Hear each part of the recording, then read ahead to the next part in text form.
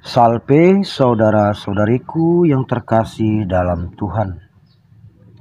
Selamat bertemu dalam Renungan Harian Katolik hari Rabu 19 April 2023. Saudara-saudariku yang terkasih, masih ingatkah kita situasi dan kondisi negara kita pada tahun 1998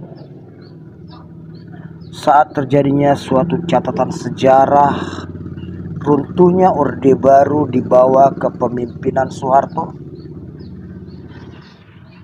Peristiwa sejarah ini ditenggarai oleh para pemuda-pemudi bangsa ini yang telah jengah dengan kondisi yang dirasakan tidak baik-baik saja. Sebelum peristiwa sejarah ini meletus, sesungguhnya sudah ada riak-riak pergerakan pemuda dari organisasi-organisasi dan mahasiswa. Dan penculikan aktivis sudah terjadi untuk meredam agar tidak terjadi pergerakan massal. Tetapi rencana untuk meredam aksi pemuda itu tidak berjalan mulus. Walau ada yang diculik, ada yang mati, namun pergerakan pemuda tetap terjadi dan membuahkan runtuhnya kekuasaan Orde Baru. Pada masa sekarang ini juga sedang viral seorang pemuda TikToker yang bernama Bima dari Lampung yang mengkritik kinerja pemerintah daerah Provinsi Lampung. Bima mengatakan Provinsi Lampung tak maju-maju.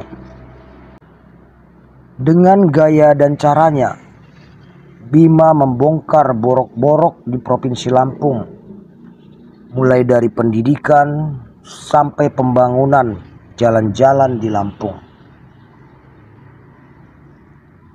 Banyak masyarakat dari Lampung, bahkan dari luar Provinsi Lampung yang mendukung Bima. Bahkan akhir-akhir ini pihak DPR juga bersuara mendukung Bima. Tapi pihak yang terusik dengan aksi Bima tentu tidak terima.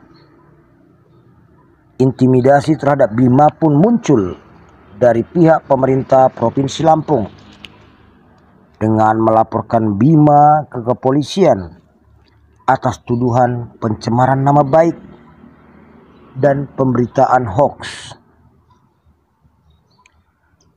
Menegakkan kebenaran dan menjadi saksi kebenaran memang tidak selalu mulus, karena selalu ada pihak yang merasa kenyamanannya terusik dengan kebenaran itu. Saudara-saudari terkasih dalam Tuhan, dalam Kisah Para Rasul 5 ayat 17-26 yang menjadi renungan bagi kita hari ini juga menyuguhkan bagaimana para rasul ditangkap oleh imam besar dan orang-orang Saduki.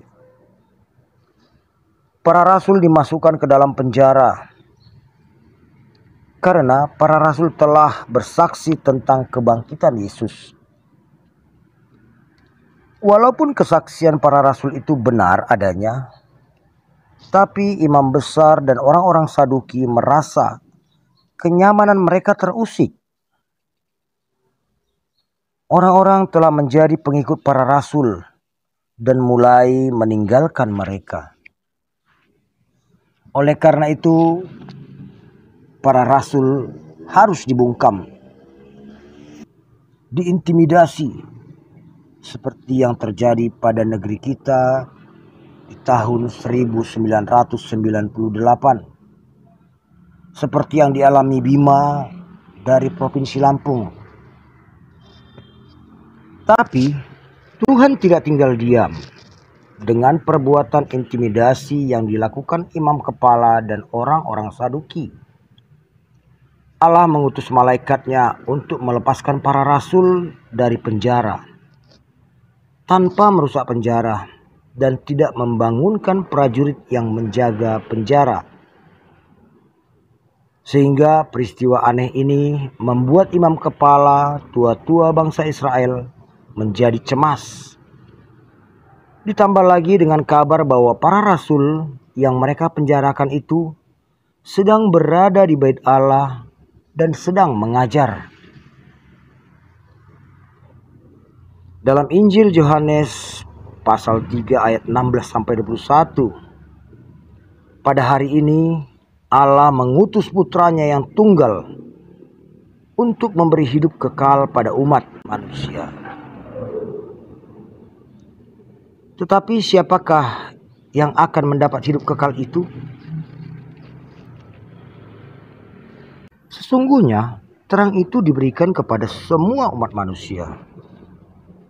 Tapi banyak manusia yang lebih menyukai kegelapan, sebab hidupnya berlumuran dengan kejahatan.